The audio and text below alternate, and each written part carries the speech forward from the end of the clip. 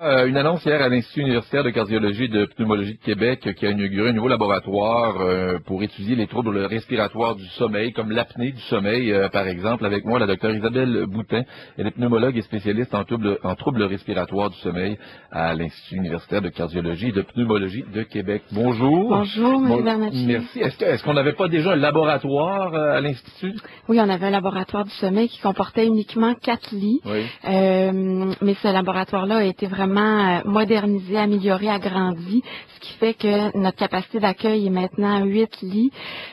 Donc, c'est vraiment une amélioration. Là, ça a doublé la superficie. Je vous dirais que ça va nous permettre d'étudier encore plus de patients que ça, puisque le laboratoire n'est plus physiquement dans le milieu de l'hôpital, c'est-à-dire que c'est dans un autre pavillon où les patients ne sont pas hospitalisés. Donc, ça va empêcher les patients de l'urgence, par exemple, quand l'urgence déborde au mois de février, là, d'aller voler nos lits au laboratoire du sommeil et d'annuler les études là, pour les patients qui attendent depuis déjà plusieurs mois. On se fait dire à la dernière minute, il y a quelqu'un qui était de l'urgence qui est monté. Donc ça va être un avantage majeur. Est-ce que c'est un laboratoire de recherche ou qui permet d'établir des diagnostics pour des patients qui ont des problèmes? C'est principalement un laboratoire pour faire du diagnostic pour les patients. Donc oui, ça va faciliter la recherche puisqu'on va avoir plus d'accès. Donc un lit là, qui va être un peu plus réservé pour la recherche. Mais si ce lit n'est pas sollicité pour la recherche, les patients qui ont besoin d'une étude vont pouvoir en bénéficier.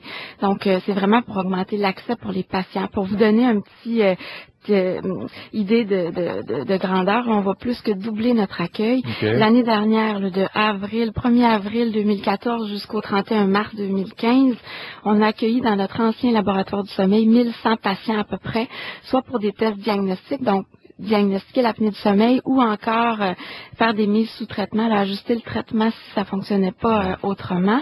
Donc, c'est 1100 patients par an. Notre prédiction là pour l'année 2015-2016, ça va être 2600 là, patients. Donc, ça va être une amélioration importante. C'est important. Qu'est-ce que c'est qu'un trouble respiratoire du sommeil? L'apnée du sommeil. C'est l'apnée du sommeil? C'est l'apnée du sommeil. Carrément. En fait, notre laboratoire, là, ça étudie, c'est un laboratoire de polysomnographie. Fait que c'est quoi ce gros mot-là? Là, polysomnographie, ça veut dire que ça étudie plusieurs variables durant le sommeil des gens. Donc, principalement la respiration, effectivement. Là, est-ce que on arrête de respirer pendant plus que 10 secondes, ce qui est l'apnée du sommeil, mais ça mesure aussi, ça enregistre notre sommeil, notre qualité de sommeil. Fait que on est capable, de voir là, nos stades de sommeil. Est-ce qu'on dort? Est-ce qu'on a un sommeil léger? Est-ce qu'on a un sommeil profond? Est-ce qu'on rêve? Combien de fois par heure ou par minute on se réveille? Est-ce que c'est la respiration qui nous a réveillés? Fait que c'est des choses qu'on peut bien apprécier, bien mesurer. Tout est enregistré là, dans des ordinateurs là, fameux. Parce qu'on peut soupçonner l'apnée du sommeil, mais trouver autre chose dans le problème, par exemple. Tout à fait. Fait que souvent, les gens qui ont besoin, puis en fait, on n'a pas nécessairement besoin que tout le monde passe au laboratoire du sommeil pour faire un test, là, pour dire, vous avez de l'apnée du sommeil. Quand c'est de l'apnée grossier, on peut très bien faire un test à la maison qui va nous dire, c'est de l'apnée sévère, puis vous n'avez pas besoin nécessairement de passer au laboratoire du sommeil pour ça. On n'a pas besoin des stades de sommeil pour tous les patients, seulement qu'enregistrer la respiration la nuit, puis on voit que les gens arrêtent de respirer 30, 40, 50 fois par heure. On n'a pas besoin de savoir qu'il y a une qualité de sommeil pourrie. Là. OK. À partir de quand on a besoin d'aller en laboratoire? À partir de quand on a besoin d'aller en laboratoire? Pour les patients qui ont une somnolence vraiment excessive, que leur test d'apnée du sommeil de dépistage de base est normal, il peut y avoir des apnées du sommeil plus frustes, même sévères, qui sont diagnostiquées uniquement au laboratoire du sommeil. Par exemple, ça nous permet, si on arrête de on ne fait pas d'arrêt complet de la respiration, mais on fait des efforts supplémentaires pour respirer la nuit. Ces petits efforts supplémentaires-là peuvent réveiller notre cerveau puis interférer avec notre qualité de sommeil. Puis ça, on verra jamais ça sur des tests simplifiés à la maison. Ça prend un enregistrement de sommeil. Fait qu'il y a des patients minces, par exemple, là, qui n'ont pas du tout le profil dans notre tête où, tu sais, le gros bonhomme qui ronfle, qui s'endort partout. Des jeunes femmes minces qui se sentent fatiguées, endormies, puis qui ronflent un peu, mais que leur test de base est normal à la maison. En enregistrant leur sommeil, on peut voir qu'ils font des efforts importants pour respirer la nuit. Ça réveille leur cerveau. Ils peuvent se réveiller 30-40 fois par heure. Okay. Est-ce que ça permet aussi d'avoir un traitement plus précis pour chacune des personnes? Parce que j'ai l'image en tête de l'homme qui fait de l'embonpoint, mais il n'y a pas que ces personnes-là qui ont des problèmes d'apnée du sommeil, mais qui retournent avec une machine là qui branche, que le masque qu'il met sur son... L'apnée, on met un masque, on part l'aspirateur inversé, là, si on veut, là, comme le compresseur qui pousse de l'air dans nos tissus. Ça, c'est le traitement de base pour l'apnée normale.